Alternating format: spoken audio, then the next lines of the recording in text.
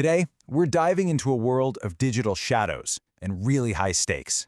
A world where the exact same skills can be used to build an empire or to burn one to the ground.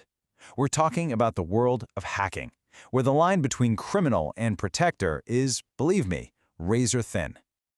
Okay, I know, that sounds like the setup for a really weird joke, right? But the answer actually shines a light on this invisible thread that connects, well, pretty much everything in our digital lives. So let's take a look. So first up, we have a homecoming queen. Back in 2021, an assistant principal in Florida decided she wanted to give her daughter a little unfair advantage. She illegally got into a confidential school database, snatched up student login info, and cast a bunch of fake votes. All of that just to make her daughter the queen. It sounds like crazy high school drama, but now let's really raise the stakes. Also in 2021, we're jumping from a high school to critical infrastructure. A former employee of a rural water district in Kansas got unauthorized access to their computer system. And with just a few clicks, he shut down the cleaning and disinfecting processes for the public's drinking water. He put an entire community at risk. And our third case, well, this one shows just how much damage a disgruntled insider can really do. An IT contractor in California, furious about being fired, decided he was going to get revenge. He logged in remotely and deleted over 1,200 of the company's 1,500 user accounts. Now, this wasn't just a headache. It shut the entire company down for days and created absolute chaos that went on for months. So, what's the connection here? A rigged election, a compromised water supply, and a totally sabotaged company. The common thread is that they were all victims of illegal hacking.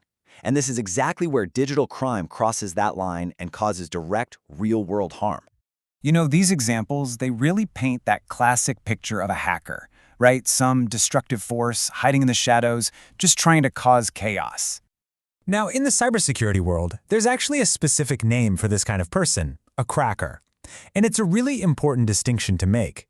A cracker isn't just a hacker, they're a hacker with malicious intent. Their whole goal is theft, destruction, or just pure chaos. You can think of them as the digital burglars of our time. But here's the twist in the story. What if, to stop a criminal hacker, you have to think exactly like one? What if there's another kind of hacker out there, one who's actually working for the good guys? And this is where the ethical hacker comes in. These are security professionals who are hired by companies to do the exact same thing a cracker would do, break into their systems. But, and this is the huge difference, their goal isn't to cause damage. It's to find all the weak spots and the hidden vulnerabilities before the criminals can. It really all boils down to two things: intent and permission. A cracker acts maliciously, without any authorization to exploit a system for their own personal gain. But an ethical hacker, they operate as a professional with full, documented permission from the company. Their job isn't to exploit, but to find weaknesses, report them, and help build a much stronger defense for everyone. I absolutely love this analogy. Think about it. You wouldn't trust a brand new lock on your front door without testing it, would you? Well, an ethical hacker is that expert locksmith. They are hired to go through and methodically check every single digital door and window, making sure everything is locked down tight before a real burglar comes knocking. So how do these digital locksmiths actually go about testing the locks? Well, they have a whole toolkit of specialized methods designed to simulate all kinds of different attacks. Ethical hackers mostly use 3 models for their security tests, and each one is all about how much information they're given right from the start. First up is the white box model. The easiest way to think about this one is as an open book exam. The ethical hacker gets everything. We're talking detailed network diagrams, source code, even permission to interview employees. The whole point is to do the most thorough, deep dive security audit you can possibly do. Now, on the complete opposite end of the spectrum, you have the black box model. This is the ultimate surprise inspection. The tester gets zero inside information, nothing. They have to figure everything out on their own, just like a real-world attacker would, starting from scratch. This doesn't just test the tech, it tests the company's ability to spot and respond to an attack as it's happening. And you guessed it, right in the middle is the gray box model. It's basically a hybrid of the other two.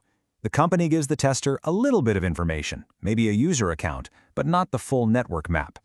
This is perfect for simulating an attack from, say, an angry employee or an outside hacker who's already managed to steal some basic login details.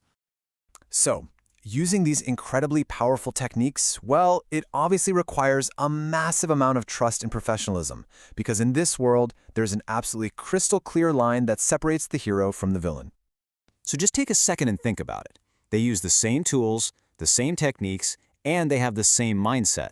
So what is that one single thing that truly separates an ethical hacker from a criminal? It's that simple. One word: permission. Having explicit, documented, signed on the dotted line authorization before you even think about starting. Without that piece of paper, you are not an ethical hacker.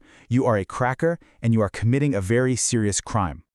And let me tell you, the law is crystal clear on what's off-limits. You cannot access a computer without permission, you cannot destroy or copy data without the owner's consent, and you absolutely can't go around installing malicious software or blocking real users from their own systems.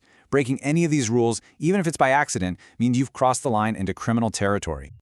And these aren't just vague suggestions either. The rules are written down everywhere. They're in federal laws passed by governments, and they're in the fine print of the acceptable use policy that you agree to with your internet provider. The boundaries could not be more clearly defined. The consequences for crossing that line, they are severe. Remember that IT contractor from California, the one who deleted all those user accounts?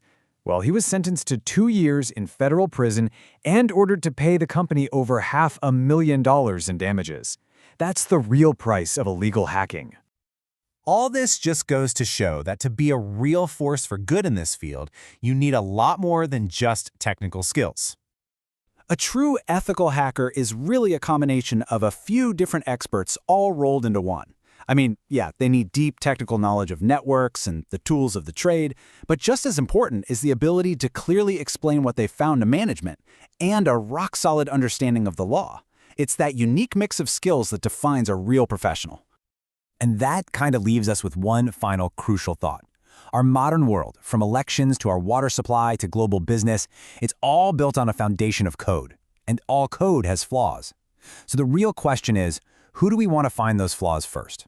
The criminals who will exploit them for profit and chaos, or the professionals who will help us fix them?